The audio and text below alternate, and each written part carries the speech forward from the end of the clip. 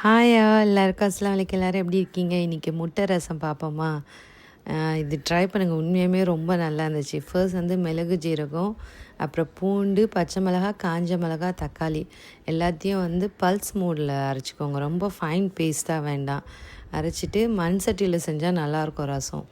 எண்ணெய் ஊற்றிட்டு கடுகு, ஜீரகம், அதுக்கப்புறம் வந்து வடவும் போடுங்க. வடவும் இருந்தால் போட்டுக்கலாம், இல்லாட்டி பிரச்சனை இல்லை, வாசமாக நல்லாயிருக்கும். அதுக்கப்புறம் கறி லீஃப், கட்டி பெருங்காயம் யூஸ் பண்ணுங்கள், நல்லாயிருக்கும் ரசத்துக்கு. அப்புறம் வெங்காயம், தக்காளி போட்டு நல்லா வதக்கிக்கணும். அதுக்கப்புறம் மஞ்சத்தூள், அதுக்கப்புறம் நம்ம அரைச்ச பேஸ்ட்டை போட்டு நல்லா வதக்கிக்கோங்க. இந்த எண்ணெயில் வதங்கினா தான் அந்த மிளகு ஜீரத்தோட ஃப்ளேவர் நல்லாயிருக்கும்.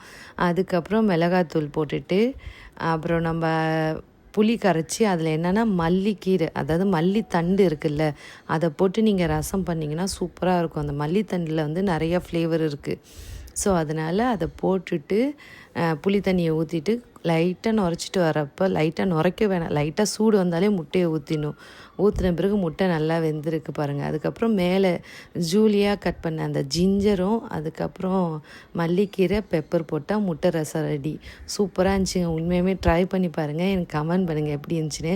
தேங்க்யூ ஃபார் வாட்சிங். ப்ளீஸ் சப்ஸ்கிரைப் பண்ணிட்டு லைக் பண்ணிட்டு